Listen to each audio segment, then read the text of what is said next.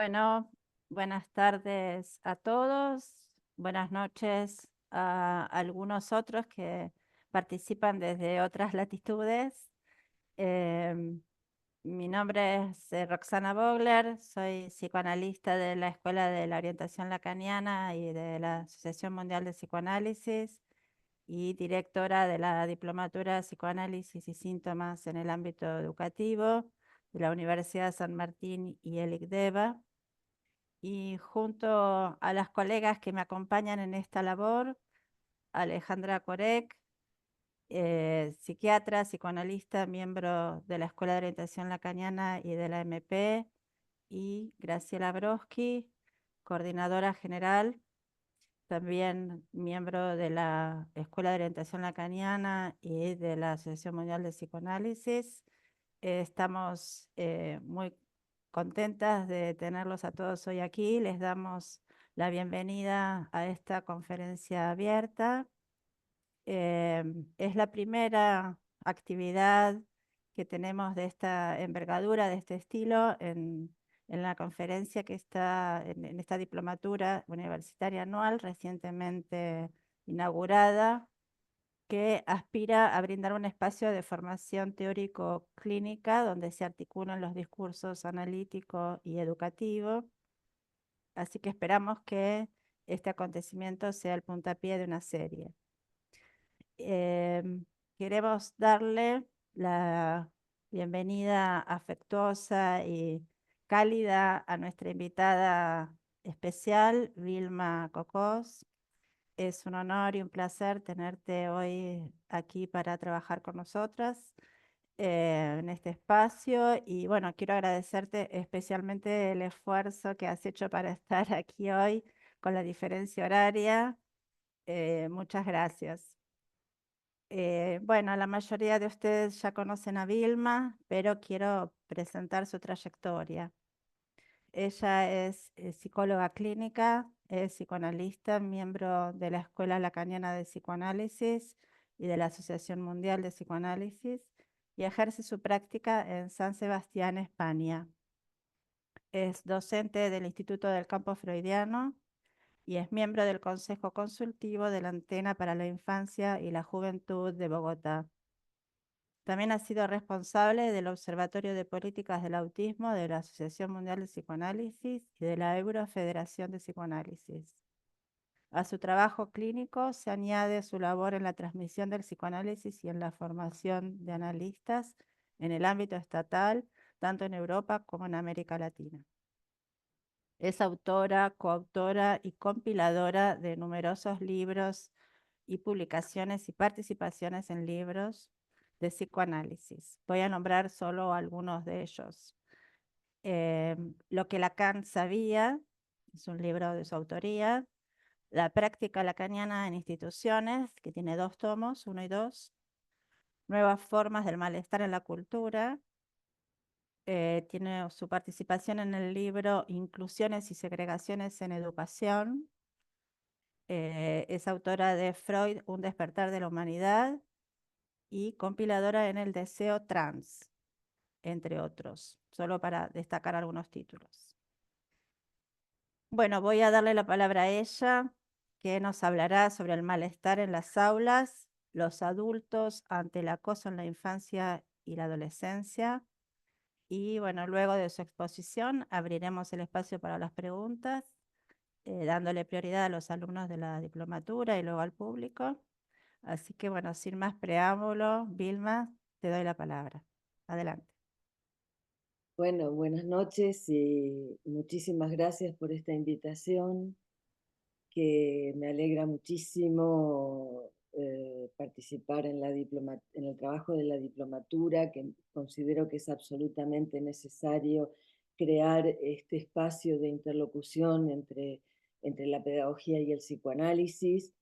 Y agradezco muy especialmente a Roxana Vogler, con quien hemos trabajado muy a gusto anteriormente en un cártel internacional, y a Alejandra Corec por esta invitación, y sobre todo me emociona poder participar en esta actividad en pro de seguir construyendo un saber desde el punto de vista psicoanalítico, es decir, un saber para tratar el malestar en la civilización, especialmente con los acontecimientos que tristemente está atravesando mi país, el país de muchos de ustedes, compatriotas, y todo lo que podamos hacer para en pos de la paz, del trabajo colectivo es fundamental para seguir adelante. Ese era el deseo de Freud, ¿eh?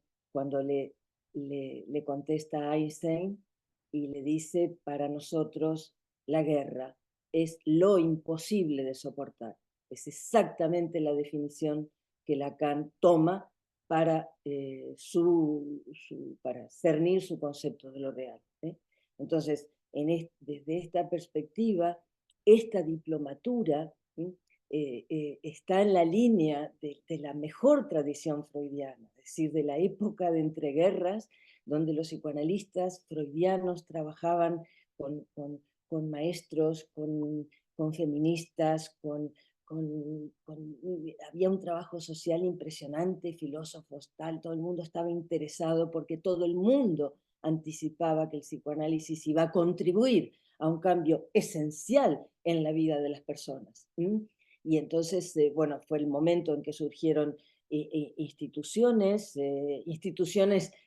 que trataban en muchos casos la infancia descarriada, los jóvenes que quedaban sin un lugar en el discurso, muchas de las cosas que nos ocupamos ahora. O sea que la diplomatura tiene ese sello freudiano y les felicito y les animo muchísimo a seguir con este trabajo tan importante. Siempre los que me conocen un poco saben que vuelvo a Freud. Y entonces quería enmarcar un poquito el trabajo de hoy en la perspectiva que ofrece Freud cuando escribe Múltiple interés del psicoanálisis, y en el punto H se despliega el interés pedagógico que tiene el psicoanálisis. Esto, lo dicho ahí, tiene una vigencia total hoy en día. Por eso me importaba seguir esa línea. Dice que hay el gran interés, afirma Freud, el gran interés de la pedagogía por el psicoanálisis. Eso tiene que dejar sentado. Y dice que descansa ese interés en la tesis, en una tesis al parecer evidente, pero que solo, la tesis parece evidente, que solo el educador es quien es el capaz de infundirse en el alma infantil. He buscado la diferencia entre la traducción entre Amorortu y López Ballesteros. La traducción de Amorortu dice compenetrarse por empatía. Retengan el término empatía porque lo voy a tomar en cuenta más adelante. Hoy que estamos, es un significante amo de la época y debemos ser muy críticos por las connotaciones, las consecuencias que esto puede llegar a tener.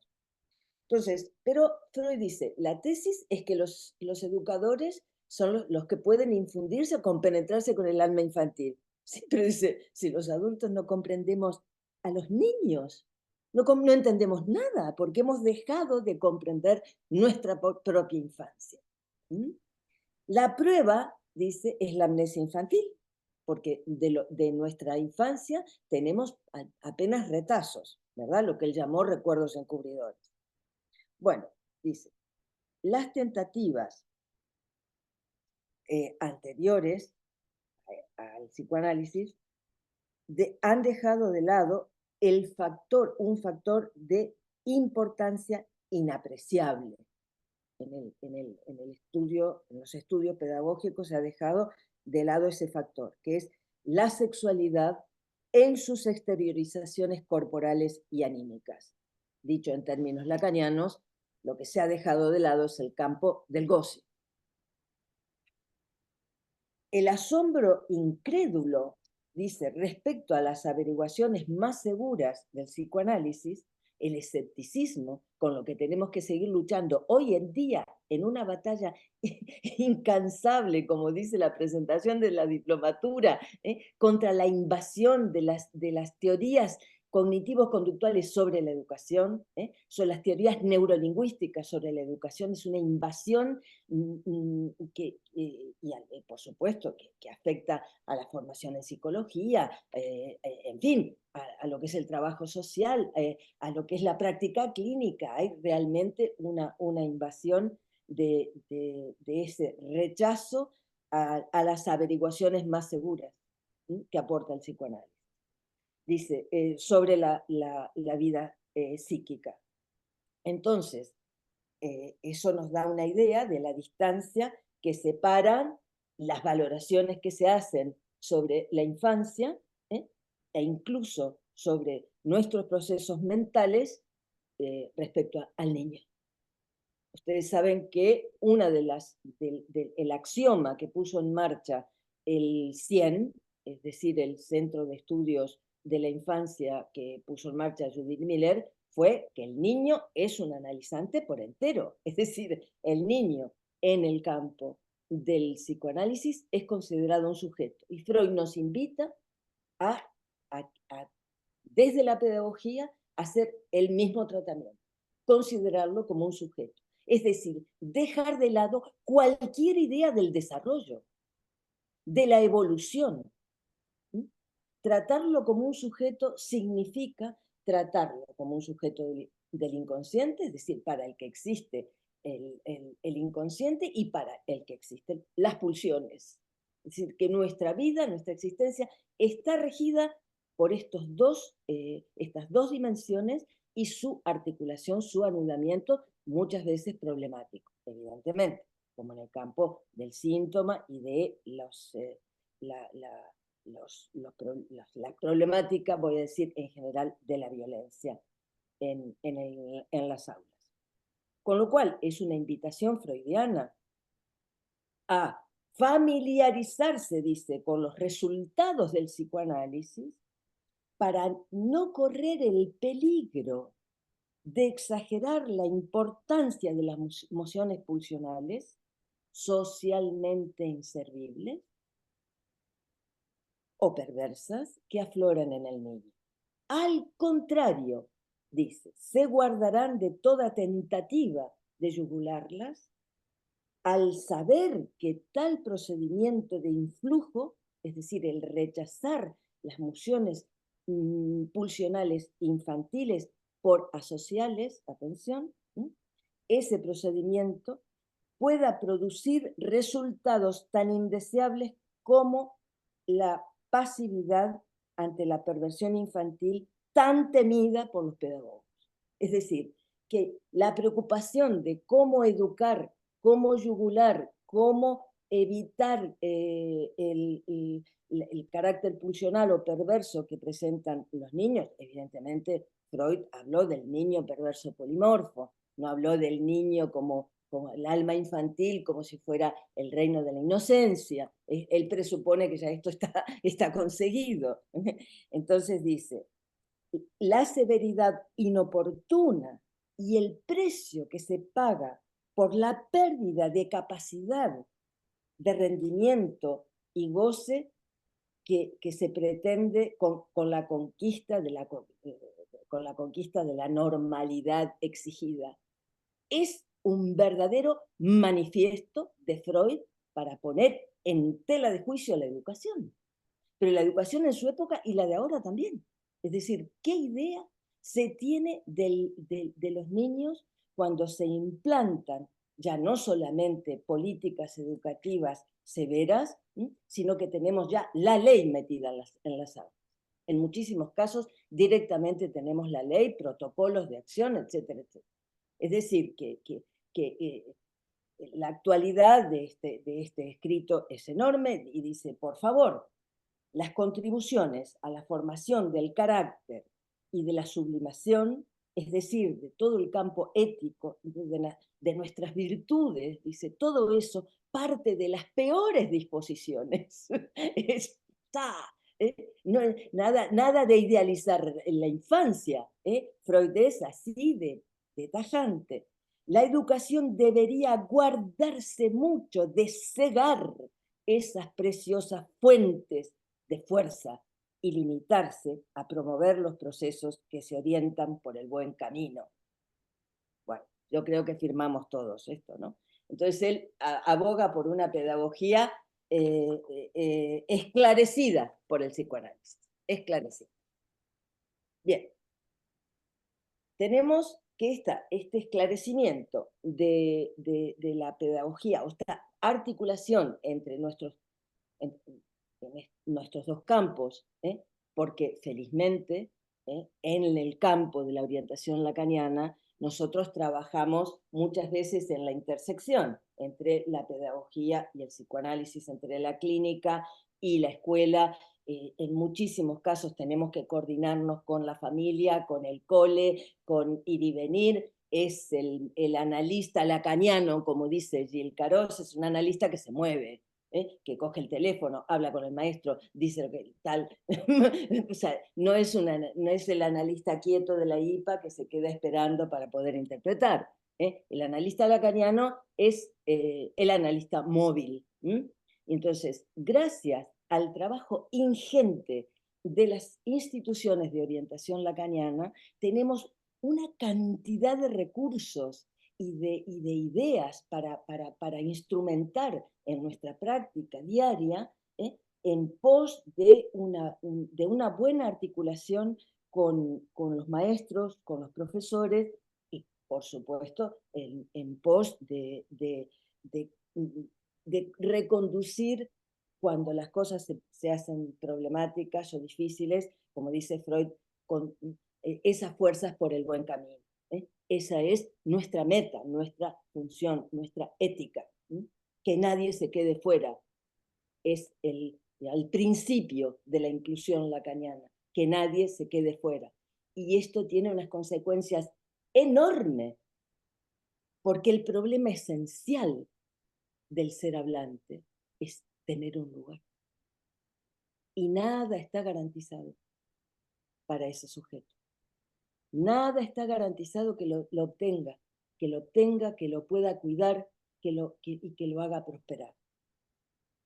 Entonces, el ser hablante, como desde nuestra perspectiva y desde nuestra articulación con el campo, efectivamente, de la pedagogía y el campo de las disciplinas que se ocupan de la infancia, tenemos la gran distinción que nos aporta Jacques Alain Miller de la infancia desde poniendo en juego el punto de vista del ser hablante como ser de saber y ser de goce. Normalmente se piensa solamente como ser de saber, al que se le va a enseñar, se le va a transmitir, y el ser de goce, a ese se le va a educar. Se le va a educar para que se porte bien, para que haga todo bien, para que no, no, no, no, no, no, no mienta, no pegue, respete, es decir, todo lo que los adultos no cumplen.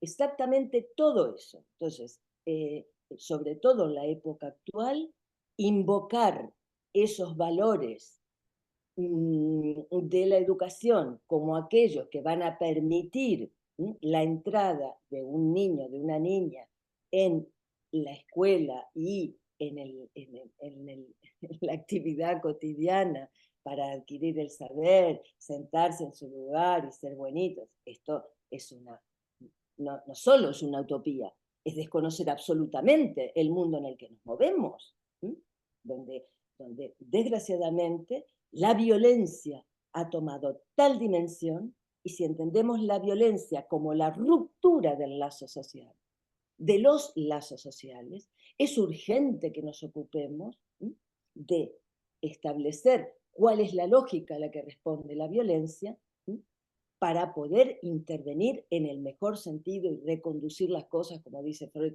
en el mejor por el camino más adecuado, siendo que tenemos la responsabilidad de guiar a sujetos en formación, porque una manera de definir la infancia desde nuestro punto de vista es eso, es un sujeto, pero en formación, está en vías de formación. Entonces, la cuestión de distinguir ser de goce y ser de saber, y de poder precisar cómo se van articulando, porque no es que existe un campo y existe el otro, no es que el niño está en la clase y entonces aprende, y cuando va al recreo entonces ya es un ser de goce que puede eventualmente pegar o tal. No, no, esto no es así. Es decir, la intricación que existe en, en nuestra formación subjetiva entre la dimensión del ser de nosotros como seres de saber, es decir, que podemos conquistar un saber en lo simbólico, y como seres de goce, es decir, seres pulsionales, la implicación, el anudamiento es total. Y Freud empieza a mostrarnos que el juego infantil, el famoso Ford-Da, pone y permite el primer anudamiento entre el ser de saber y el ser de goce.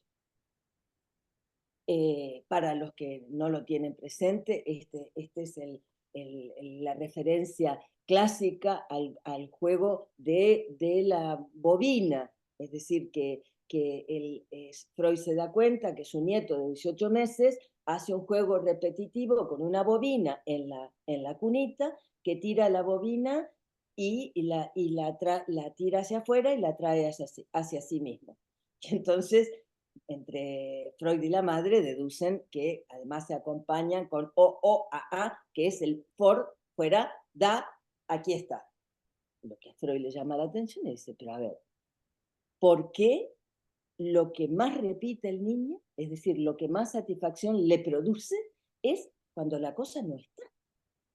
Esto ya primero, o sea, es algo a tener en cuenta. O sea, el niño celebra el se fue, cuando sería, desde el punto de vista del sentido común, sería todo lo contrario, porque él está sufriendo, se supone, porque la mamá no está. Es decir, que es un juego, una invención para resolver lo que le implica la ausencia de la madre. Y dice Freud, ¿y cómo repite la ausencia si en realidad lo que buscaría es la presencia? Bueno, en esa pregunta se asienta la realidad del ser hablante y el primer juego, la primera gran conquista cultural, como le llama Freud. Es decir, que no es evidente, y las personas que tienen relación con el autismo lo saben muy bien, que no es evidente conquistar ese ser de saber que nos permiten distinguir la presencia de la ausencia. No es nada evidente. Eso es un acto psíquico, la primera gran conquista cultural, que se complementa con el juego delante del espejo, donde el niño, Freud se da cuenta que después el segundo movimiento que ha hecho el niño en esa conquista cultural es hacerse desaparecer él mismo delante del espejo. ¿Está? No está. Bueno, esto es enorme porque es la capacidad de esconderse. O sea, cuando un niño conquista esa capacidad de esconderse, de engañar, porque el que puede esconderse puede engañar. Y el que puede engañar conquista un pequeño espacio de intimidad. Si nosotros pensáramos un momento en la realidad de los niños que tienen que estar todo el tiempo bajo la tutela de la mirada de los adultos, y que no se pueden esconder jamás, que siempre hay uno que le está controlando, supervisando, y eso no, eso tampoco. Claro, podemos explicarnos la satisfacción enorme que significa poder decir no, que es que cuando lo conquistan, segunda conquista cultural, o sea, cuando conquistan el no es no, no y no, no a todo y tú no y demás. Es realmente el camino de estructuración como ser de palabra y como un ser que va a tener que ocupar su lugar junto a otros. Entonces, que no nos vengan a contar, como dice Lacan, que esto es producto de un desarrollo, y que el niño aprende, primero escucha, tú esto, tú lo otro, y después, gracias al cerebro, lo puede dar vuelta, lo invierte, y entonces lo que era tú lo convierte en yo. ¡Ja! Sí, eso es completamente limitado y erróneo. El trabajo de conquista del yo, es decir, de poder ocupar un lugar en la palabra, de, como dice nuestra lengua, tomar la palabra, es un trabajo enorme y nadie lo tiene asegurado.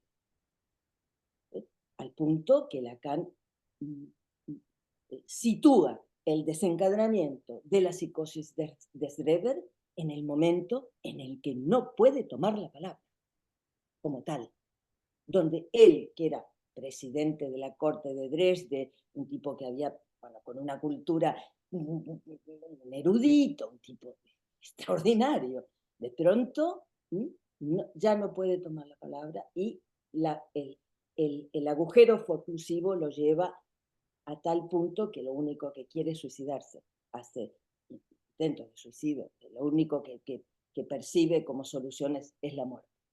Es decir, que estamos ante un juego de vida y muerte con el tema de la palabra. Y a mí me gusta mucho todo el desarrollo que hace Jean-Claude Milner apoyándose en Lacan respecto a lo que es la conquista del yo y la conquista respecto a lo que es el silencio como la vida y la muerte. Es decir, el silencio es la muerte, el tomar la palabra es la vida, animar el cuerpo con la palabra, y él dice que el recorrido de acceso al ser de palabra que realiza un ser hablante resulta de este trabajoso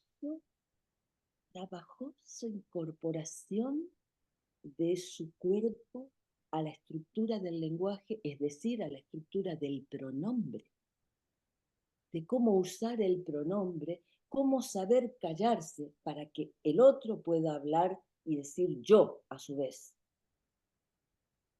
Ajá. ¿Y cómo vamos a distinguir el yo de ese del yo mío?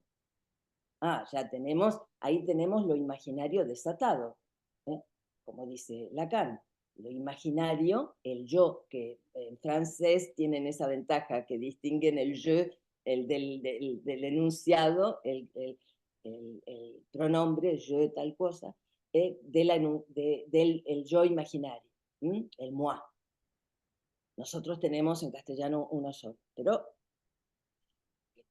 toda esa cuestión está ahí. Es decir, cómo vamos a encarnar el pronombre personal para hablar en nombre propio.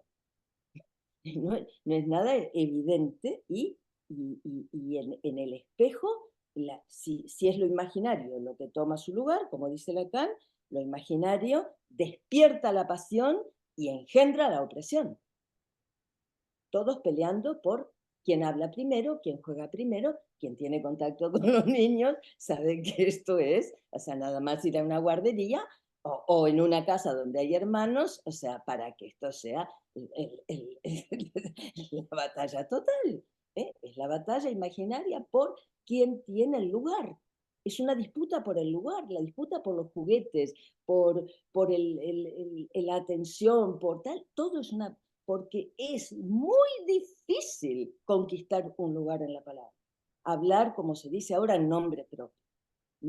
No es tan sencillo. Es excelente que mucha gente se lo proponga como algo a conquistar. Pero digo esto porque estoy en relación con muchos activistas del campo del autismo, del campo de los llamados locos, etcétera, que hay que hablar en nombre propio. Sí, sí, muy bien, pero el asunto no es solamente una petición. No es fácil, y lo saben las personas que se analizan, tomar la palabra y hablar en nombre propio, porque la palabra primero está en el otro. Por eso Lacan, en lugar de identificar el yo, perdón, el tú con el otro, planteó el otro como un lugar donde está todo el discurso. Se dice, se habla, se comenta, todo esto es el trabajo del discurso todo el tiempo. ¿Cómo el sujeto elige de ahí ciertas cosas? Las extrae, las hace propias. ¿Cómo alguien, es todo el enigma de la formación de alguien, radica en ese punto que no, ya digo, no tiene ninguna evidencia. Entonces Lacan va a decir, el tú no puede equivaler al otro. El otro es un lugar y el tú forma parte de la enunciación.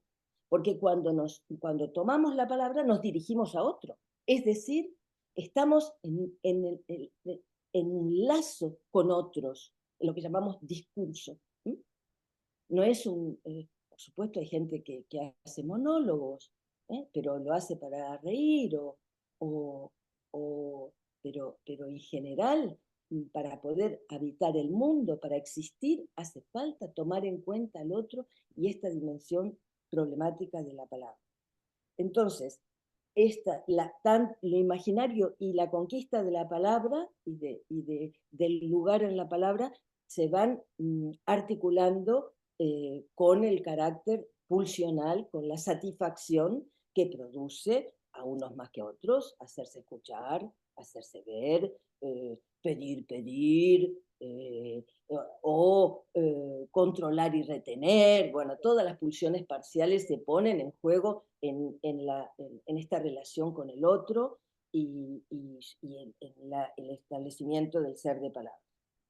Entonces, perdone, voy muy lento y veo que me queda, voy a tener que saltar varias cosas.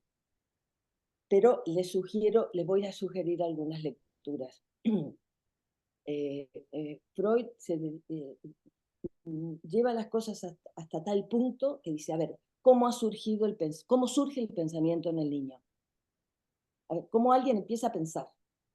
Que va junto con el poder tomar la palabra. Y entonces dice esta frase, que es fundamental. Intereses prácticos y no solo teóricos ponen en marcha en el niño la investigación sexual infantil. Es una urgencia existencial. No es, me voy a poner a pensar qué bonito es el mundo, voy a filosofar. No. Hay que resolver un problema existencial. ¿De dónde vine yo? ¿Cuál es el origen de los niños? ¿De dónde venimos? ¿Qué valor tengo para el otro? ¿Qué han hecho esta gente para que yo venga aquí? Todo, o sea, entonces el niño, dice, experimenta por primera vez la mentira del adulto. Atención. Y de esa decepción, de que le dicen cualquier cantinela, en aquella época le contaban lo de la cigüeña, pero bueno, hoy le pueden contar, le pueden abrir una enciclopedia de anatomía, da igual, el otro miente, porque nadie tiene la certeza de la respuesta, que es, como dice Lacan, si algo puede definir el origen de cada uno de nosotros, es el malentendido. Es decir, imagínense resolver eso. Hacemos teorías. De hecho, Freud, el siguiente paso es que los niños elaboran teorías sexuales infantiles y las valora como el surgimiento de la independencia intelectual. Fíjense, la articulación de la pregunta, pero esta gente, ¿yo de dónde vine? O sea, el problema del origen, con el qué hicieron estos, que se dicen mis padres y no sé qué, y el valor que tengo para ellos y demás, todo eso, esa respuesta como ser de saber, se articula con el ser de goce, porque se va implicando, dice Freud, la satisfacción que le produce una respuesta u otra. Algunos pensarán una cosa y otros pensarán otra, pero se pone en juego una satisfacción pulsional. Y él llegará a decir en un texto que incluso la ciencia, que se pretende asubjetiva, sin ninguna implicación afectiva, ni emocional, ni nada, como dicen ahora, O sea, lean el trabajo que tiene sobre la fantasía, y dice precisamente que la fantasía, es decir, el ser de saber, el cómo organizado el pensamiento, determina absolutamente el trabajo del arqueólogo y su búsqueda científica. Es decir, que, por favor, bueno. Una cosa importantísima, en esta construcción, en esta formación de cada uno de los seres hablantes como seres de saber y de goce, donde se trata esencialmente de que cada uno pueda encontrar su lugar, ¿sí? Es decir, lo que lo distingue. Esto es fundamental. Frente a todas las políticas de identidades que nos intentan convencer con que ahora la clave de todo es la identidad, no. Freud hablaba de la identificación, pero si me permiten, yo creo que hay que añadir la distinción. Porque la distinción tenía un componente muy, si quieren, aristocrático, un componente de que se ocupa un lugar y se distingue de todos los demás. Entonces me parece que en nuestro trabajo para el tratamiento de los problemas del aula, vale mucho tener esa guía. Como nos dice Freud, tenemos que tener una guía, estar bien orientados para tratar todos los problemas que surjan, porque me parece que la operación de distinción de cada uno de los alumnos, de cada uno de los niños y jóvenes con los que estamos tratando, también por supuesto en la clínica, la distinción, el decir a alguien sí, sí, eres eso, es una manera de afianzar su lugar. Evidentemente tiene que ser verdadero, no tiene que ser una impostura, tiene que ser algo realmente, pero bueno, luego si quieren les hablo de algún caso en relación a esto en un adolescente. Pero una situación en donde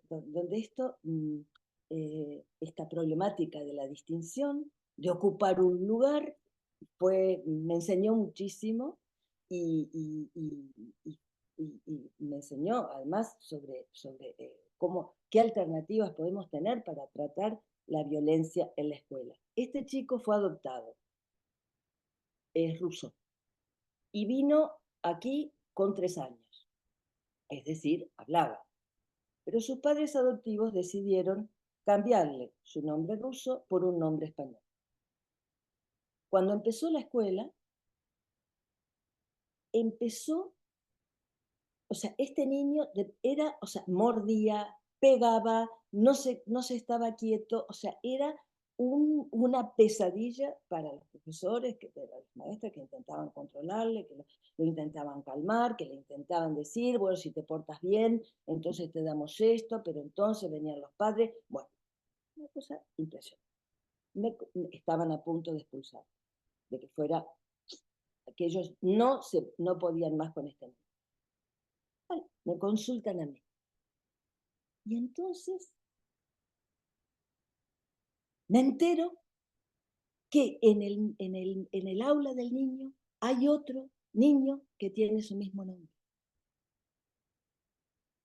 Y entonces nadie podía, ¿no se escucha bien? A ¿No se ver, escucha están bien? diciendo, ¿escuchan Yo escucho bajo? bien.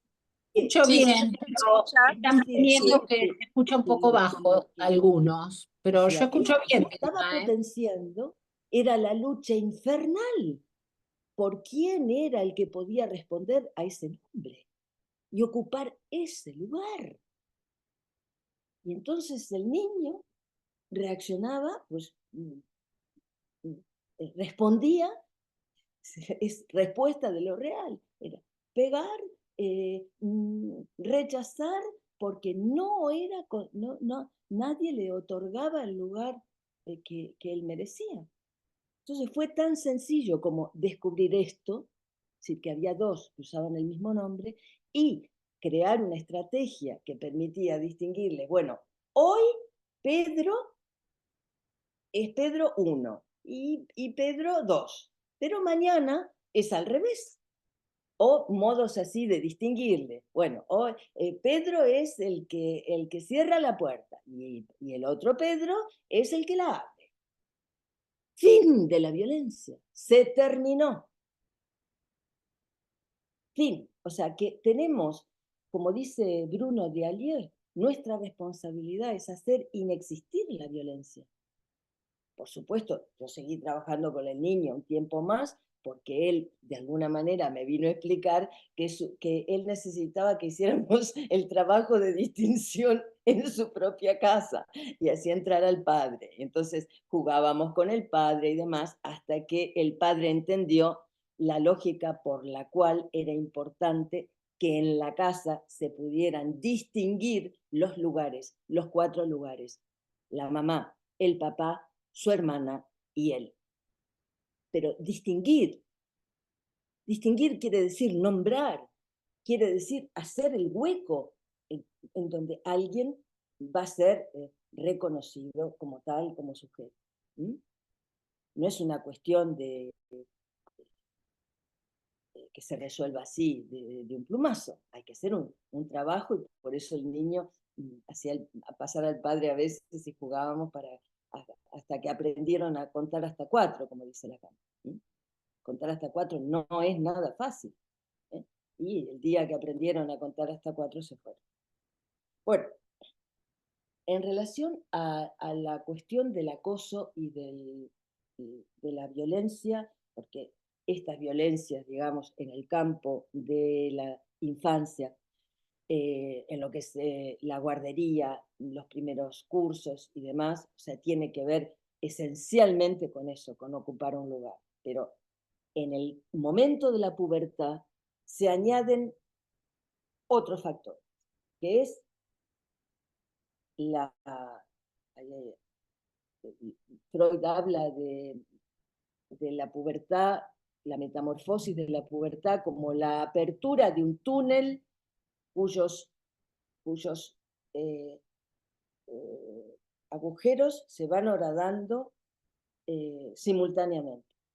Es una figura topológica que usó Freud de esa manera un poco, es una metáfora. No era Lacan, pero bueno, Lacan tomó nota de que se trata del agujero en el saber y se trata del agujero que representa la sexualidad. ¿Quién sabe? ¿Quién tiene el saber sobre aquello que se presenta como como dice Jacques Miller, un accidente en el cuerpo? Un accidente en el cuerpo que conmueve lo que se había conquistado hasta el momento. Por eso Freud habla de una repetición de la matriz infantil, pero no es solo repetición, es repetición y conmoción en el cuerpo ante algo que no estaba contemplado, que es, como dice Lacan, la invitación, el llamado desde el otro a declararse sexuado, a decir, soy chico, me gustan las chicas, soy chica, me gustan los chicos, soy homosexual y ahora soy trans, en fin, una declaración. Y Freud advierte que esta horadación del túnel de la metamorfosis de la pubertad hacia la adolescencia, donde se agujerea el saber porque la sexualidad agujerea el cuerpo de una manera, ya se presenta como un accidente donde el cuerpo ya no es, hay que hacerse con todo ese cambio, en fin, es todo en un momento lo va a definir como ese impacto en el cuerpo como el efecto de una desimplicación pulsional. Es decir, que si hasta el momento había más o menos organizado un lazo con el otro, un lugar en la palabra, más o menos se había logrado cumplir con los pasos de la escuela y demás, de pronto se llega a la pubertad y todo eso tambalea. Y no solamente eso, es decir, sí, había una rareza en la casa, en la vida familiar. ¿Cómo va a ser entendida, acogida o rechazada la rareza? La por parte de los pares. Porque empieza la vida social como tal. O sea, no es que no haya habido anteriormente, por supuesto, van a los cumpleaños, están en el recreo, todo eso forma parte de la formación social, digamos. Pero en la pubertad la cosa adquiere completamente otro valor porque el sujeto tiene que abandonar su discurso infantil de hablar como niño, como niña, para pasar a tener una enunciación propia. Es lo que se le pide. ¿Mm? Es el momento de ese gran giro. Entonces, es súper delicado, como dice la Cadé, retomando a Víctor Hugo, es la más delicada de las transiciones. Y es el momento en donde se multiplica el problema del acoso, que en general más o menos hay distintas edades, pero en general va entre los 10 y los 15 años la mayoría de los casos. Bueno, a lo que se ha venido a sumar el ciberacoso. Como una modalidad propia de nuestra época, facilitada por la tecnología. Entonces, hay un libro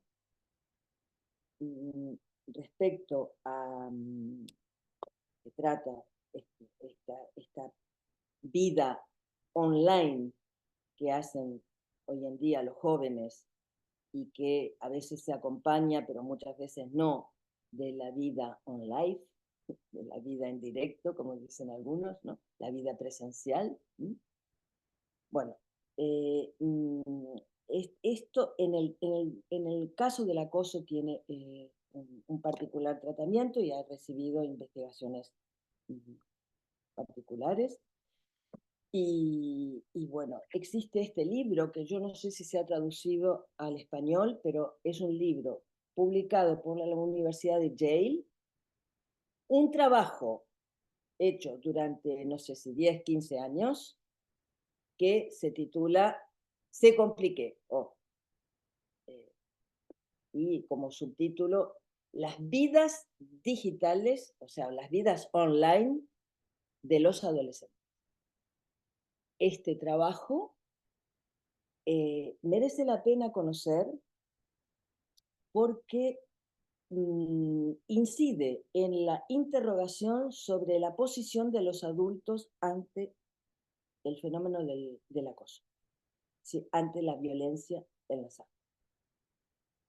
Y es el resultado de una investigación hecha en casi todo el territorio de los Estados Unidos, porque ustedes saben que las razones, entre comillas, del acoso pueden ser múltiples, desde la raza, la clase social, la sexualidad, el color de la piel, en fin, la manera de vestirse. Bueno, de hecho, si nos guiamos un poco por lo que nos comenta la comunidad autista, el 90 y tantos % de los autistas ha sufrido acoso escolar.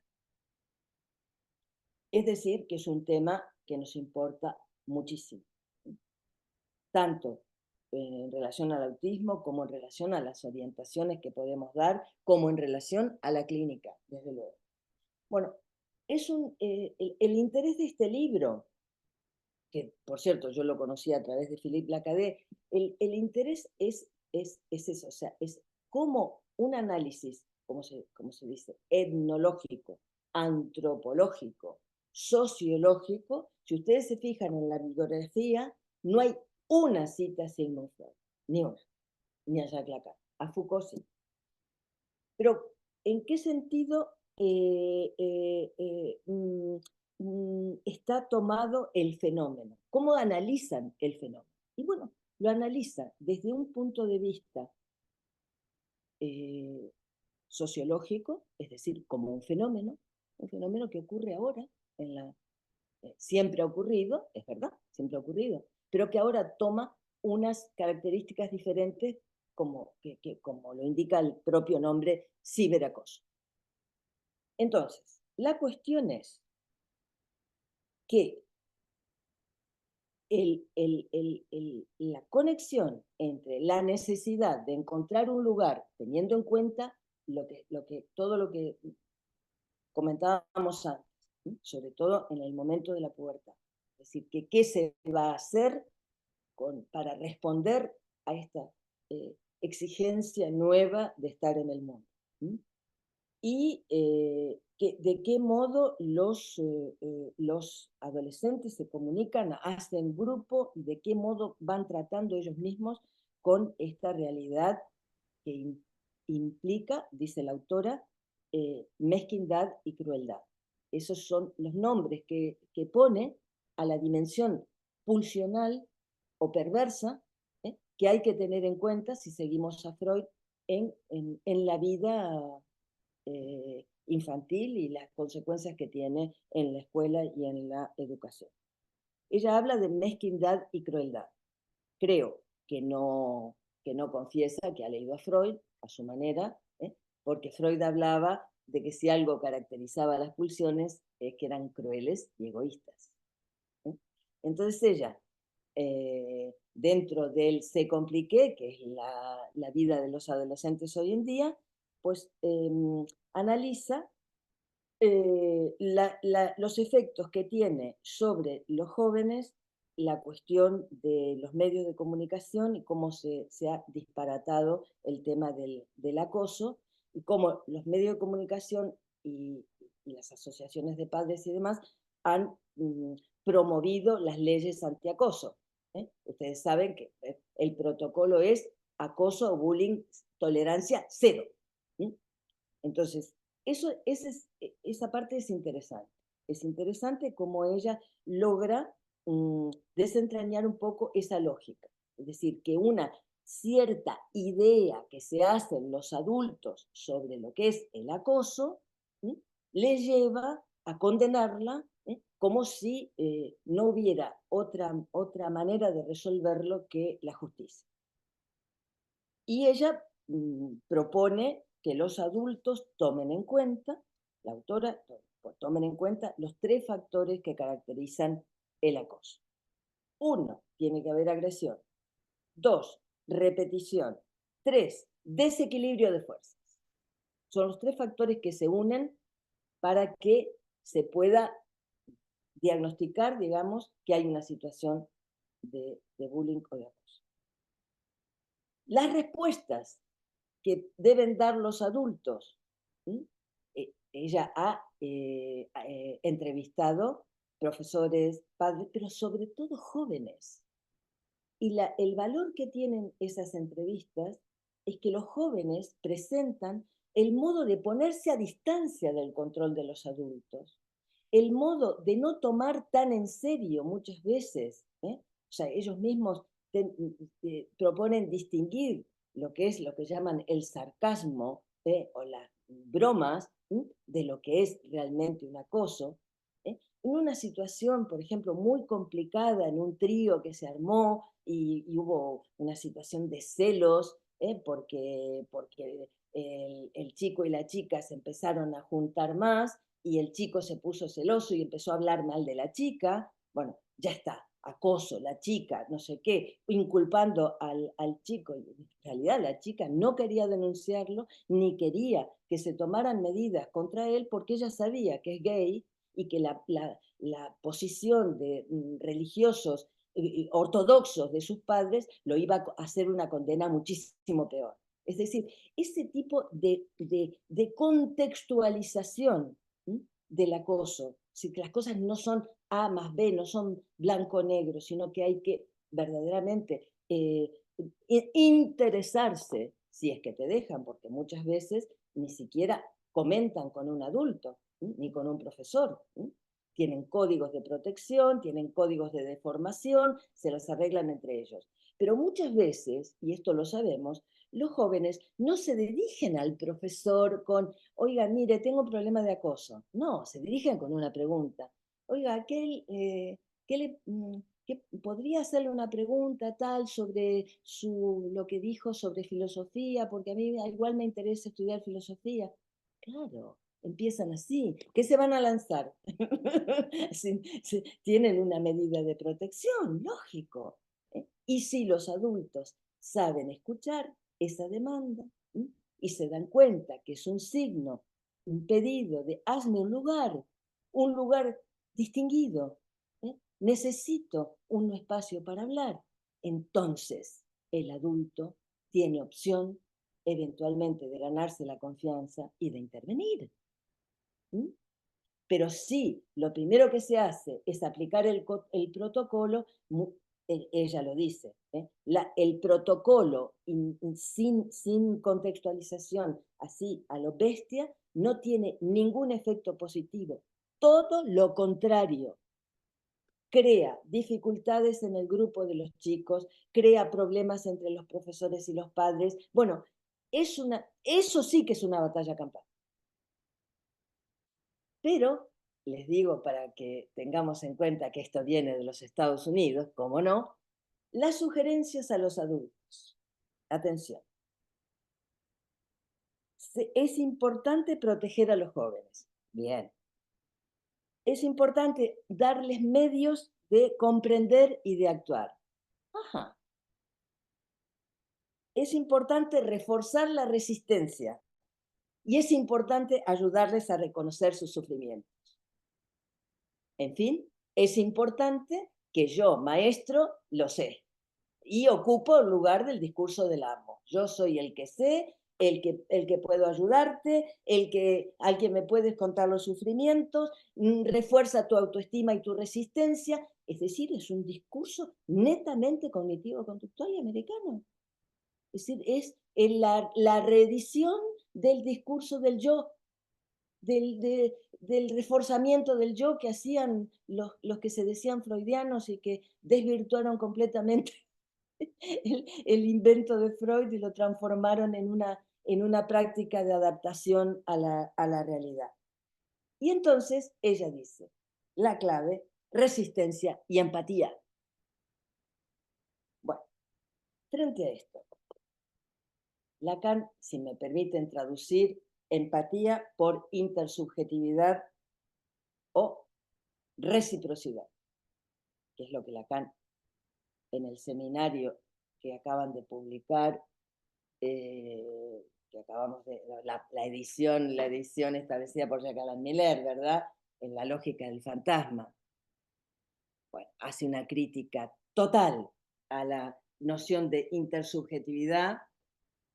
Dice que aunque la planteó él, la planteó con reservas, pero la gente no se daba cuenta de las reservas que tenían y se quedaron con el concepto, o sea que la autocrítica de Lacan la convierte en una crítica, pues, todo el mundo se quedó fascinado con la intersubjetividad y la reciprocidad, eso le encanta a todo el mundo, pues no, dice, haría falta y comprender, en lugar de invocar la reciprocidad, la intersubjetividad y demás, el lugar que los sujetos pueden llegar a ocupar en el fantasma de sus compañeros y cómo se pueden ofrecer como presas, como objetos de goce a el acoso del otro y sin poder responder, sin poder tomar la palabra, sin decir no, sin decir yo estoy aquí y esto no lo consiento.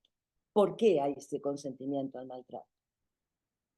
Y les anticipo, porque el tiempo se ha ido, les anticipo el excelente trabajo de Daniel Roy sobre el acoso, porque distingue en el fenómeno del acoso que dice, mejor vamos a utilizar bullying, porque acoso enseguida está en un campo semántico donde parece que enseguida lo entendemos, y enseguida distinguimos acoso-acosador en esa duplicidad.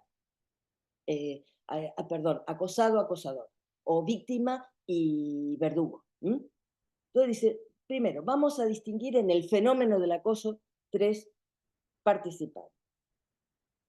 El bully, o sea, el acosador, el bullied, se dice valid en inglés, valid y valid.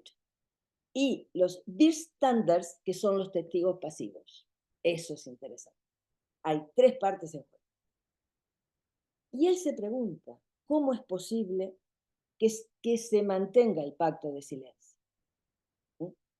Y porque esto es clave, hay silencio por parte del que lo sufre, y hay silencio por parte de los testigos, que se callan la boca y asisten sin decir nada. Entonces, él dice que lo que verificamos ahí es que se han roto las leyes de la palabra. Se ha roto el lazo con el discurso, donde alguien puede tomar la palabra en su propio nombre, el otro puede responder, pueden dialogar, pueden conversar. Fin, pacto de silencio. Y que responde a lo que él, Daniel Roy, llama una fuerza, quelque chose en trop, o sea, algo en exceso. Yo no encuentro cómo traducir esto en español, esta forma, si alguien lo consigue, por favor, esta formulación francesa, porque es quelque chose en trop, algo que invade, pero invade el cuerpo, invade la mente, hay algo de la desintricación pulsional entre pulsión de vida y pulsión de muerte, de la que hablaba Freud, que se produce en esta época, que genera esa fuerza que invade y perjudica. Como Invade el intrusivo. cuerpo, ese exceso, y excede los poderes de la palabra. El pretexto puede ser, el apoyo puede ser un rasgo de la diferencia física, cultural, sexual, como decíamos antes, un rasgo. Pero que, tomado ese rasgo por los pares, puede tomar un valor, primero, de risa, de broma, pero después la cosa se puede complicar. Sí, que es algo intrusivo, avasallante, ¿cierto? Como adjetivo, muy bien, pero quizá una fórmula más, no sé, algo más poético, no sé, bueno, gracias de todas maneras lo apuntamos. Efectivamente, él habla de la intrusión en el cuerpo y en la mente, algo que invade. Bueno, pero dice, eso tiene varios tiempos y distingue el tiempo 0, que precede a la intuición de los otros de algo que no va en el sujeto que va a ser víctima. O sea, hay algo en el sujeto que no ha sido subjetivado, sobre lo que se avergüenza, que no tiene claro, en fin, algo que no va. Bien, la debilidad que puede tener grados distintos. En el tiempo 0, eso es, digamos, un tiempo subjetivo que podemos reconstruir después. El tiempo 1, se produce un cifrado. A partir del cifrado, es decir, de los distintos nombres con que los pares y los grupos se van distinguiendo, ¿no? Este es un pringado, este otro un bobo, este otro un pijo, este es guay, este es súper, este es un crack. Bueno, en fin, y bueno, por supuesto, en todas esas nombres que los jóvenes usan para calificar a sus pares, se produce lo que llama Daniel Roy una reconfiguración a partir del cual está el terreno abonado para que uno surja y demuestre y acose, es decir, haga uso de su fuerza para vituperar, para humillar, por supuesto puede llegar, claro que se puede llegar a un tema penal, desde luego, pero exceptuando esos casos que los hay y son gravísimos y tiene que intervenir la justicia, en lo que es el día a día de la vida en el colegio, dice, en el tiempo 2 puede haber alguien al menos un adulto que permita la rehabilitación de las leyes de la palabra. Y en el tiempo 3 dice hay dos vías posibles.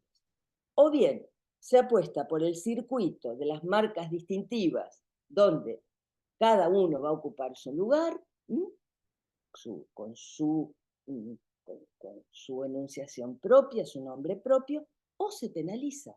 Estamos ante una elección de esta magnitud. O sea, imagínense la responsabilidad que tenemos cuando actuamos en este sentido. Es enorme. Conviene, como decía Freud, que sepamos muy bien dónde está el camino. Y en fin, gracias. Voy a dejar aquí. Seguramente habrá más cosas para comentar a partir de las preguntas. Bueno, muchas gracias, Vilma. Eh, sí, la verdad que nos confrontás a un tema que es muy actual para nosotros en la... ¿No? ¿No se escucha? ¿No se escucha?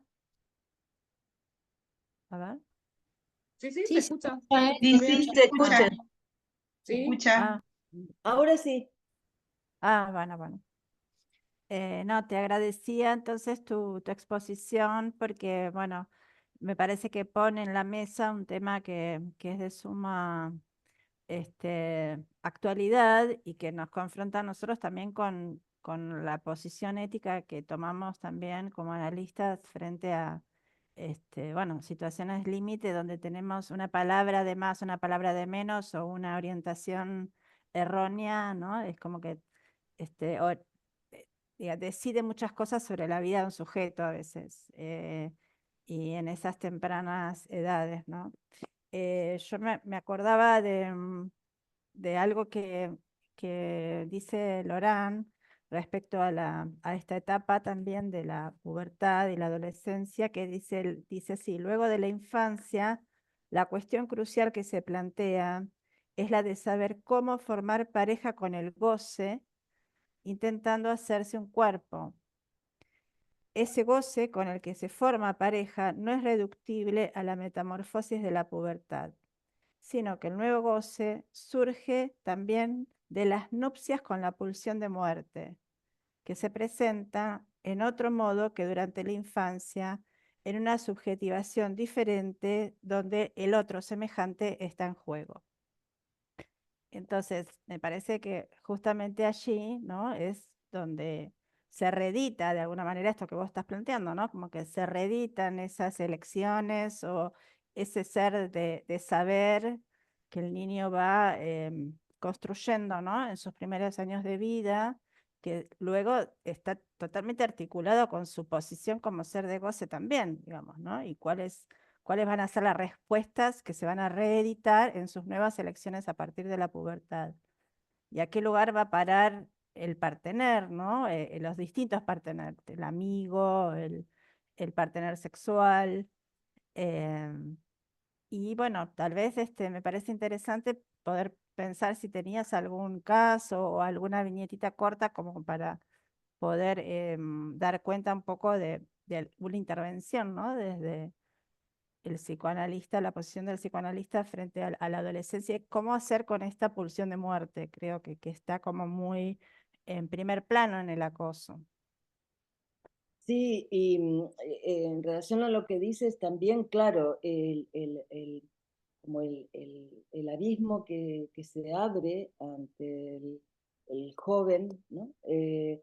O el túnel en términos freudianos, ¿no? Pero bueno, que conmueve todo lo que se había más o menos armado del síntoma anterior, todo se conmueve y las cosas no tienen el mismo lugar, efectivamente, ni el ser de saber, ni el ser de goce. Todo se tiene que reconfigurar, como dice Alexander Stevens, la adolescencia como síntoma es la respuesta a la pubertad. Pero es una respuesta sintomática, por eso es mejor hablar en plural, adolescencias, ¿sí? Porque cada uno genera pues, su propia Construye. respuesta, efectivamente. Entonces, sí, pensaba en un caso que llevo desde hace un tiempo, y entonces justamente un puber, ¿sí? Que había destacado por por su talento, decir, tiene una capacidad, por ejemplo, para escribir y también para expresarse, una elocuencia a señalar, porque no es habitual que alguien se exprese de esa manera. Entonces, pues, eso, había conquistado un lugar como ser de saber en el colegio, siempre me iba fenomenal, sacaba muy buenas notas, en fin. Y bueno, tenía sus amistades y su juego, un chico muy social. Siempre prefería algunos que compartieran un poco sus afinidades, ¿no? Pues especialista en manga y en esas cosas. Quiere decir que bueno, no todos andaban por la misma línea, pero también se prestaba a jugar partidos de fútbol, cosa que no era exactamente lo suyo, pero aceptaba por estar con los otros. Y de pronto empiezan, sobre todo las chicas, a reírse de él porque está gordito y porque no se baña todos los días.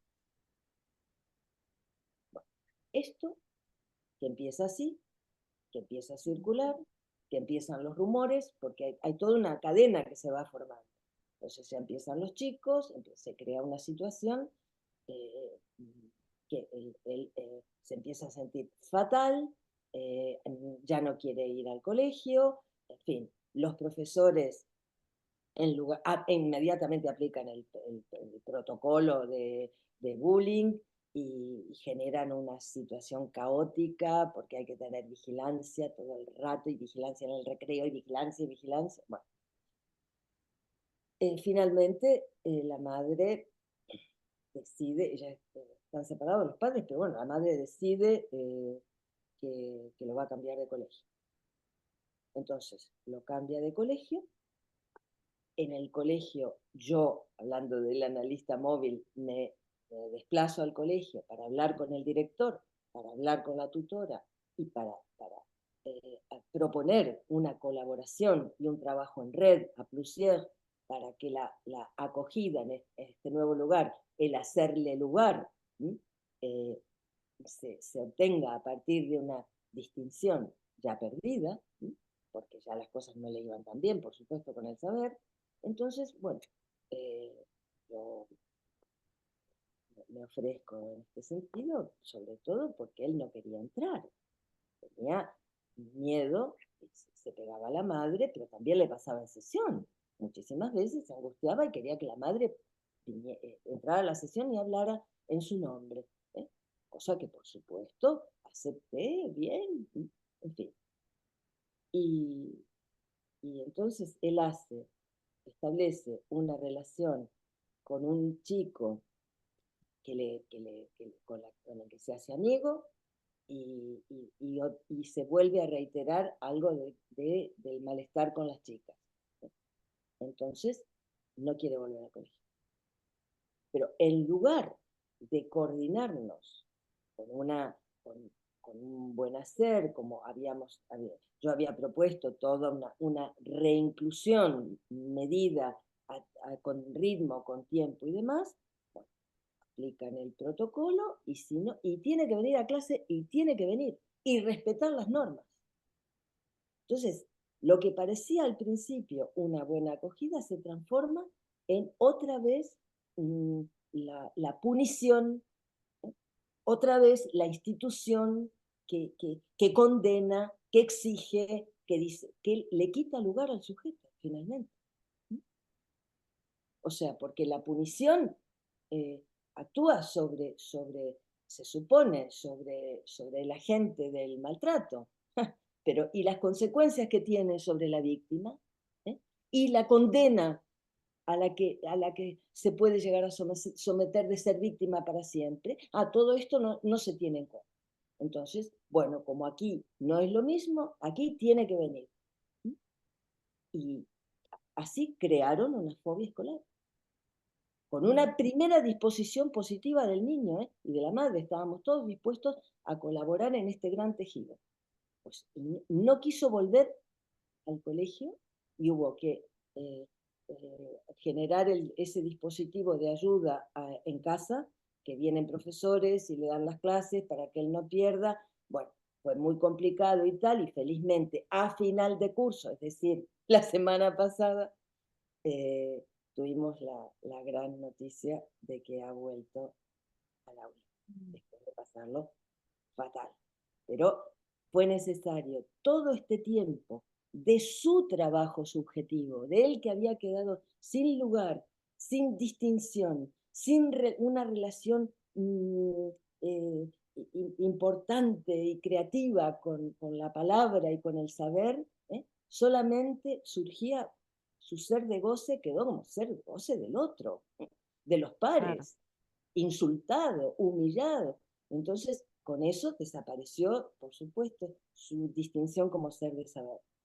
Entonces, hubo que hacer todo un trabajo con las sesiones, en fin, con la familia, etcétera, y también con, con los profesores que venían a casa, que a veces se pasaban bastante, porque hay que crear una sensibilidad freudiana, y Claro, darse una idea dónde estaba este chaval, es decir, para no tener el mismo tipo de exigencia, porque la claro. situación no daba es un chico que rinde, que tiene mucho talento y que puede ponerse al día, sí, en los estudios. No era eso. Que cuando él se ponía mal, no era porque rechazara estudiar, no era por vago, era Claro. porque Bueno, es esa que situación, ahí, digo, ahí está justamente la distinción que vos marcabas anteriormente de las orientaciones, ¿no? Cómo el psicoanálisis no va por la vía de lo reeducativo, justamente, y la posibilidad de devolverle al sujeto la palabra propia, ¿no? Que él en el espacio analítico de alguna manera se reencontró, ahí sí encontró un lugar y un lazo posible en donde su palabra resonara de otra manera y de alguna manera él pueda como tomar su propia enunciación de alguna forma. A ver cómo reconstruirlo, ¿no? Pero no fue sin ese lazo al analista, que no era por el lado de los docentes que iban al domicilio a educarlo, ¿no? Tampoco bueno, hubiera también sido es por el lado verdad que cognitivo. la madre, mucho más que el padre, la madre ofició de puente porque era la que hacía, llevaba las indicaciones a los profesores al domicilio, en fin, que hubo todo un tejido simbólico, es decir, además de las sesiones, efectivamente, hay que tejer y el lugar de la madre Mm, fue fundamental, claro, por supuesto. Bien, bueno, ¿hay alguna intervención, Ale?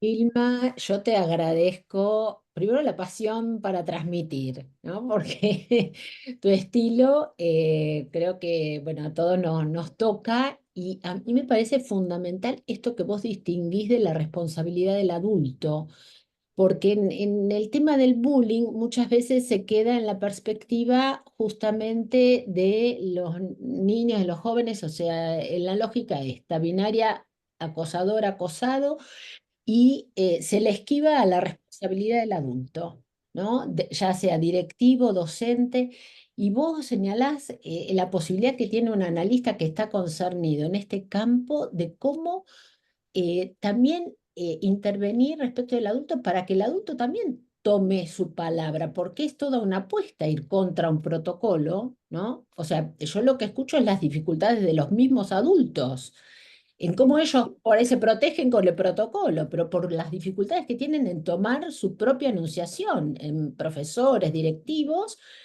y ahí está, bueno, el empuje a la judicialización, también a la medicalización con este tema, ¿no? Porque, bueno, entonces eso me parece fundamental, esto lo que estás transmitiendo. Así que, bueno. Si querés comentar alguna otra cuestión en relación a eso y si no abrimos para que los alumnos de la diplomatura te pregunten. Solamente un apunte respecto a la implicación de los adultos en situaciones de este tipo, porque no es que los adultos estén a salvo de lo que Ujú, Lacan definió como el jouissance, ujú.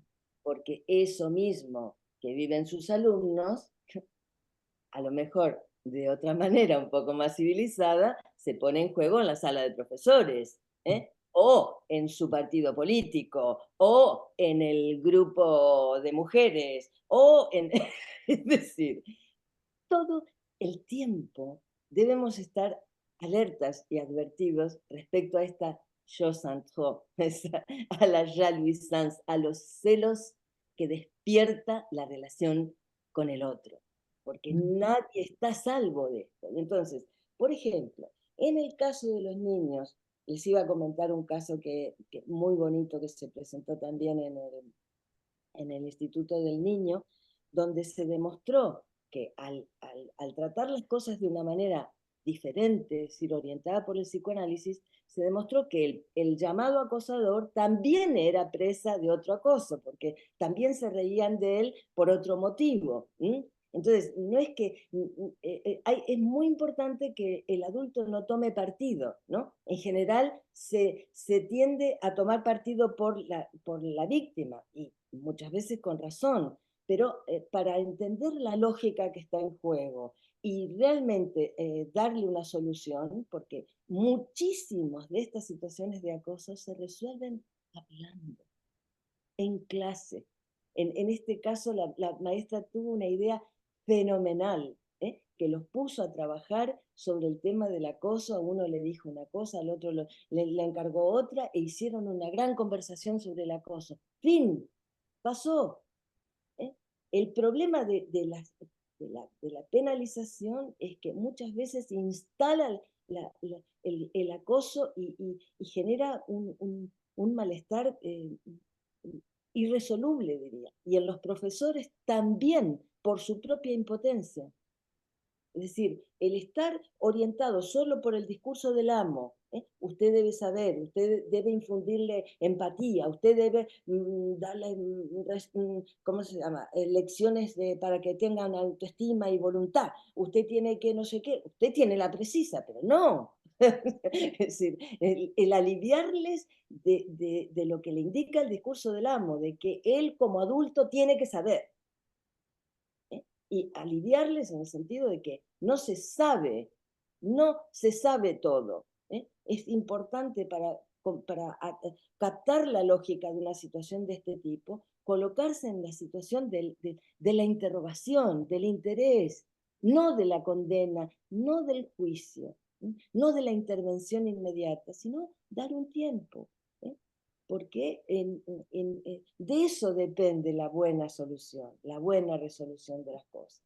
Nadie dice que sea fácil, pero en este sentido de que la judicialización de la educación, la intervención de las instancias, los protocolos, los informes, están incidiendo muy negativamente también sobre la vocación del educador, sobre lo que llamábamos vocación, perdón, del educador, del enseñante, del maestro, porque se convierten en gestores burócratas de cosas horribles, y hay que llenar tal informe, y hay que el protocolo, y hay que, y entonces en Francia un 40% de baja por depresión de los docentes.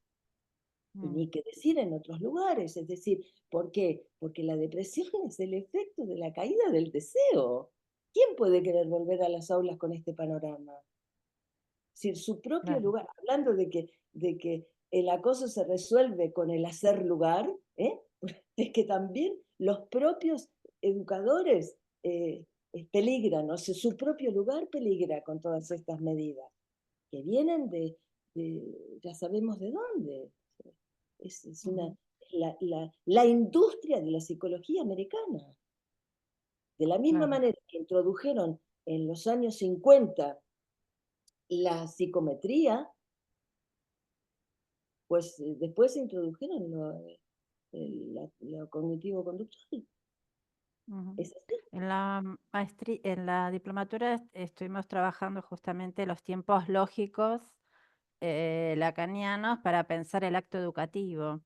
Y me parece que, bueno, que es lo que estás trayendo ahora también respecto a cómo abordar los síntomas en el ámbito educativo, ¿no? Claro. El instante de ver, el tiempo para comprender, tan necesario, ¿no? Bueno, en este caso abrir, por ejemplo, bueno, buscar estrategias, abrir a la conversación, dejarse atravesar por la situación desde un lugar que no sea el miedo al juicio, el miedo a lo que van a, ¿no? Al sentirse también ellos juzgados por los Eso, alumnos, son la ellos familia. acosados por la institución también. Claro, exacto, Sí. ellos entran en el circuito del ser acosados también. Entonces, bueno, y el momento de concluir cuando, bueno, la cosa ya cierra desde un lugar más subjetivado, ¿no? Eh, Así que, bueno, A parece ver si que nos hay viene una palabra ahí pendiente. Adriana Holstein. Hola, bueno, Vilma, muchas gracias por tu conferencia maravillosa y muy clara. Yo quiero hacer una pregunta que no sé bien cómo formularla, pero es en relación a cómo están mirados y cómo están bajo control. La falta de esa pérdida del espacio de intimidad que tenían los chicos cuando podían salir a la vereda a jugar en el barrio, cuando podían estar sin la presión de la judicialización sobre el docente. Eh, ¿Cómo, en qué síntomas se refleja? ¿Cómo lo ves? ¿Qué podemos hacer con eso? Sobre todo en las entrevistas, si podemos hacer algo, sería la pregunta, en las entrevistas con las familias, porque me parece que el campo de experiencias para los chicos, el saber con el otro, el poder hacerse preguntas, el poder para la humanidad, digamos, renovar la cultura, renovar la curiosidad, se está como minando, ¿no? Eh, y más allá de eso, el sufrimiento que genera. Eh, Esa es mi pregunta. ¿Cómo se puede Sí. reducir esa mirada? Gracias, Bueno, Vilma.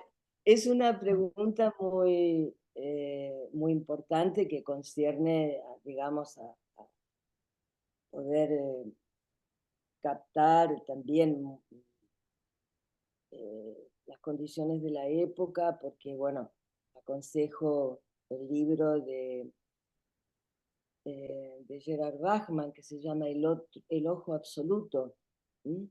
Que es un poco, nos da las claves para pensar hasta qué punto somos mirados por el ojo absoluto. O sea, que la dialéctica de ocultarse de la mirada del otro y poder mirar está efectivamente en peligro. O sea, hoy, ahora mismo somos mirados porque somos tecnopersonas, dijera Javier Echeverría. Ya saben Mm, que colaboramos y que el libro Tecnopersonas se editó con un prólogo mío en Grama. Entonces, este concepto de tecnopersona es fundamental, porque en este momento, o sea, nosotros estamos interactuando, pero en tanto tecnopersonas. Es decir, que nosotros hemos necesitado un nombre de usuario para poder entrar en una plataforma. Si nosotros firmamos que accedemos a las condiciones que nos ponen, y no sabemos qué van a hacer con todos nuestros datos. Es así, los datos, todos los datos que hemos generado en este encuentro, en la diplomatura, todo eso va a las granjas de datos, ¿eh? Y los grandes señores del aire, como dice Javier Echeverría, los manejan a su antojo. Es decir, a lo mejor dentro de un rato nos empiezan a llegar información sobre acoso. Quiere decir que el algoritmo ha funcionado. Es decir, que es exactamente eso. ¿Cómo hacer para protegerse del ojo absoluto, de la mirada absoluta? ¿Cómo recuperar los espacios de velo, de incomprensión, de el poder retirarse, el poder apagar el móvil? Para los chicos es impresionante. O sea, dentro de lo que decía Roxana, es decir, dentro de los efectos de la desintrincación pulsional, la pulsión de muerte se desata sobre todo en tentaciones. En tentaciones, la cosa en, en, en exceso, sobre todo toma la forma de tentación. de tentación de estar colgado del móvil. Hay gente que no puede abstenerse de estar en el móvil mirando, y ellos mismos dicen, ay, por favor, tengo que estudiar, no sé qué estoy haciendo aquí, y sufren muchísimo, por favor, me quiero desconectar, y de pronto no pueden. Y saben que eso les come vida social, que les come vida intelectual, que deberían estar leyendo en lugar de, y sin embargo están atrapados en el ojo absoluto. Y esta es efectivamente uno de los grandes problemas. ¿Qué vamos a hacer nosotros, los adultos, con eso también? Porque también el asunto está en qué ejemplo damos o con qué convicción actuamos. O sea, si nosotros hablamos de esto y luego estamos nosotros también colgados, nuestra palabra no tiene ningún efecto. O sea, la convicción viene realmente, como dice Lacan, la convicción ética de un juicio íntimo, ¿eh? De haber dicho no.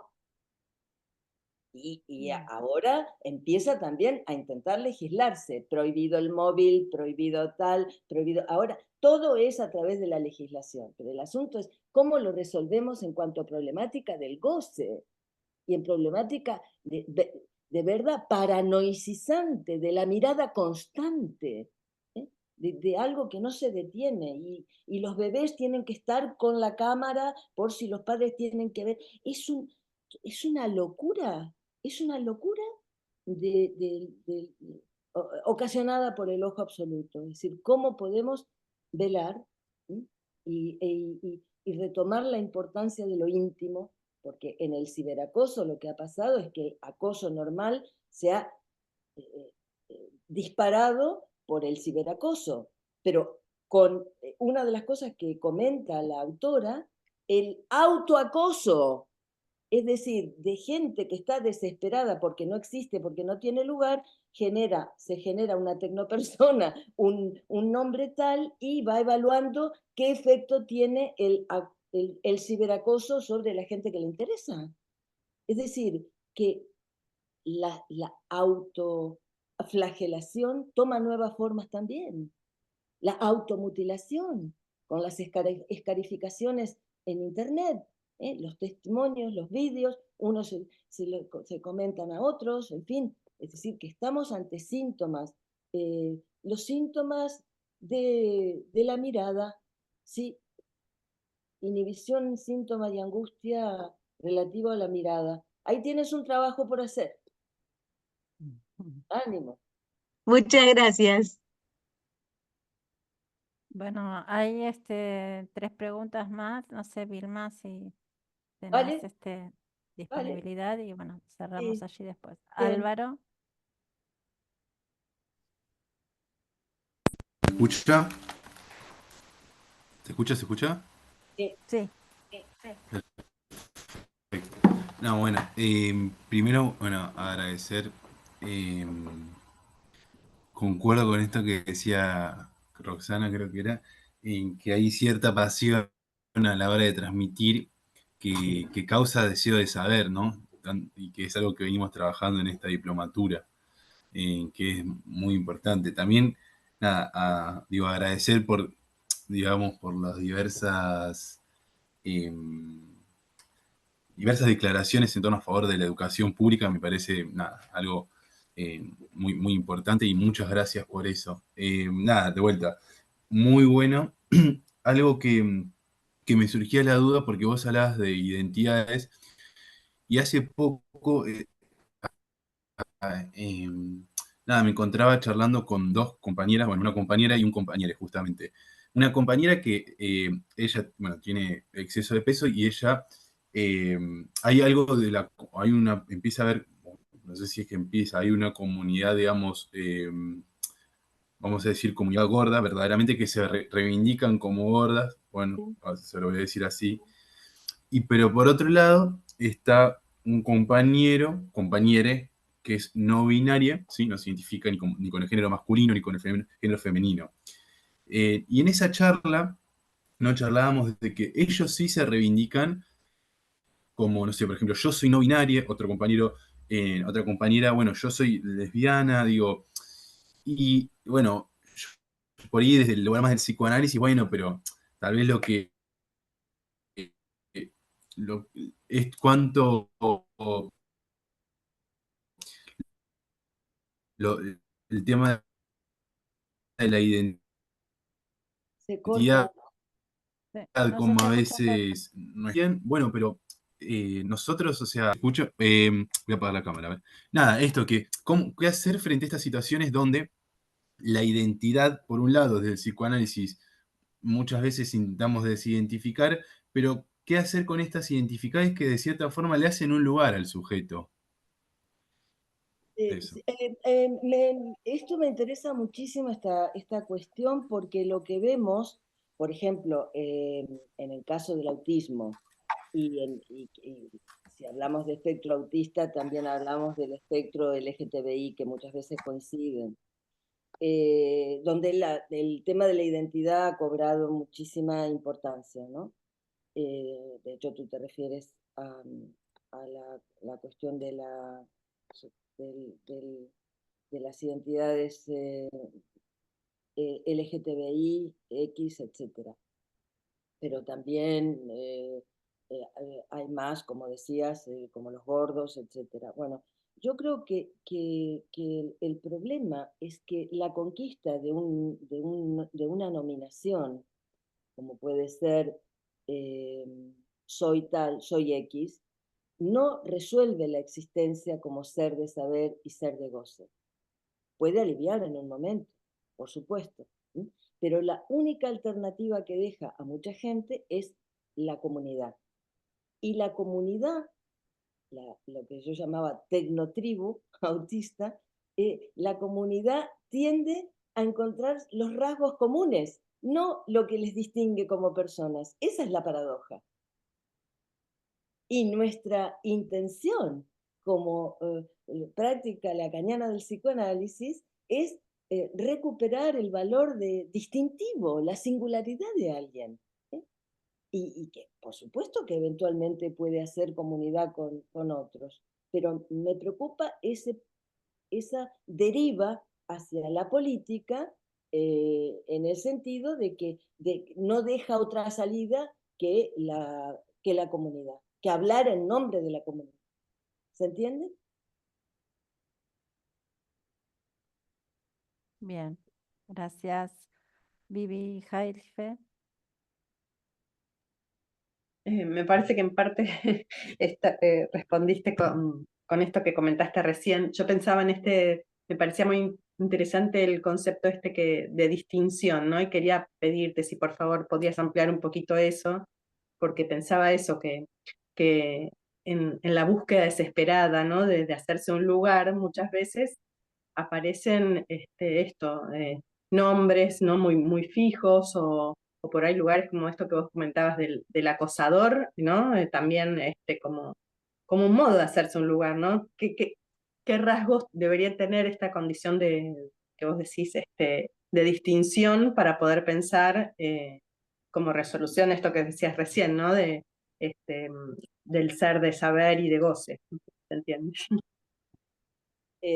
Sí, bueno, el recorrido de un análisis está destinado a eso, ¿no? A encontrar un arreglo, que nosotros llamamos sintomático, sí, es un arreglo entre los distintos registros en los que se distribuye nuestra experiencia subjetiva, es decir, entre lo imaginario, lo simbólico, lo real, como veíamos, ¿no? Que todos esos registros están en juego en nuestra experiencia. Entonces, poder distinguirlos, que no es lo mismo una cosa que la otra, poder distinguirlos en nuestra experiencia subjetiva, poder ordenarlos, nos permite localizar realmente en qué punto se localiza, se establece, localizar en qué punto se establece nuestra distinción personal, es decir, en qué punto estamos de acuerdo con nuestra distinción. No se la pedimos al otro todo el rato. Es un problema muy importante a resolver. Cuando hay como un paso adelante, el analista se autoriza de sí mismo y de algunos otros. Pero Lacan lo dice también del ser sexuado. Es decir, que hay un punto de soledad desde el cual localizar esa distinción que es inevitable. Pero en el campo educativo hay veces que podemos localizar pequeños y muy grandes también signos de distinción. Y tranquilizar, por ejemplo, a un niño que está agitado. Porque no tolera estar mucho tiempo en clase. Está agitado, se mueve, etc. En lugar de traerle una sombra que se lo lleve fuera, que es excluirlo, señalarlo, él no puede estar, entonces lo ponemos en otro lugar donde un rato, para que el enfermo se calme. En lugar de eso decirle, no, a ver, pues desde hoy, José va a ser el encargado de ir y traer las tizas. Va a ser siempre él. O va a ser el encargado de ir a la biblioteca y preguntarnos si podemos ir. 1000 cosas se pueden inventar. Si tenemos la vocación auténtica de hacer un lugar a un sujeto. O sea, y eso puede calmar, es increíble lo que puede generar, lo digo con conocimiento de causa, una cosa así. O sea, en lugar de estar señalando la diferencia y estigmatizando, encontramos una manera de distinguirlo y de incluirlo en el grupo, no de excluirlo, no de segregarlo. Y hay veces que pequeñas cosas así que tenemos que inventar. Para salir adelante, porque El ese es deseo del otro, ¿no? ¿eh? El deseo del otro. Exactamente, es el Ni más ni signo menos. de que se ocupa un lugar en el deseo del otro, sí, de que no se le deja caer, que no se le deja fuera, que se le aloja, se le invita al discurso, al banquete de la vida, como lo había dicho en un momento. Se le dice, sí, tú puedes estar. Ya está. Pero hay que hacer un trabajo personal importante para realmente adquirir ese juicio y transmitirlo. Y que la persona, por lo tanto, lo reciba como tal. Bueno, muchas gracias. Y le damos la palabra a María Cristina Giraldo. Bueno, muchas gracias, Vilma. Un gusto Hola, María Cristina. escucharte. Y muchas gracias a los colegas de la diplomatura. Quería retomar un título de uno de los people como pregunta. Decía, víctima, ¿cómo escapar? Para preguntarte, Vilma, si ese cómo escapar podría ser por la vía de la distinción que apunta a lo singular, a diferencia de identidades que mantienen en posición de objeto al niño o al adolescente, por ejemplo, acosado, ¿sí? Y que redoblan la victimización, ¿no? Con ese tipo de categorías. Esa sería mi pregunta. Gracias. Sí, yo creo que el tema primero es intentar no condenar a una víctima a la identificación a la víctima. Eso es primero. O sea, que pasa en todas las situaciones de violencia con las que tenemos trato, ¿verdad? Violencia familiar, violencia a las mujeres, violencia en el colegio, violencia en las instituciones, etc. Entonces, yo creo que es muy importante tener claro que la consideración de víctima es necesaria en un momento porque es así, se es víctima de una violencia, de un abuso, es así, pero no tiene que ser el fin. O sea, tenemos que dar la opción de que el sujeto le encuentre una resolución subjetiva que no le condene a la identificación a la víctima. Y esa resolución subjetiva depende de valorar su distinción, efectivamente. Pero es necesario hacer espacio para eso. Si no hay un espacio de escucha, tengo presente ahora, me ha venido con tu pregunta un caso pero impresionante de un dispositivo, porque las cosas buenas que tenemos es que hay dispositivos lacanianos en todos los lugares donde hay malestar subjetivo, es impresionante. Entonces, bueno, uno de los dispositivos que trata el tema del maltrato a las mujeres era una mujer que llegó, y, hablando de la mirada, y no podía mirar al terapeuta, al analista que estaba tratando, ¿no? Estaba todo el tiempo con los ojos bajos. Y a la vez estaba con su hijo, al que tampoco podía mirar porque lo odiaba por ser producto de una violación que había recibido por parte de... ella estaba en un campo de refugiados. Entonces, había recibido por parte de un ejército, el ejército enemigo, bueno, una cosa horrible de guerra. Pero... Y entonces, lo que fue el tratamiento de esa vergüenza de existir, porque era eso lo que ella presentaba. Evidentemente no se le puede decir, mírame a los ojos, como haría un conductista. No.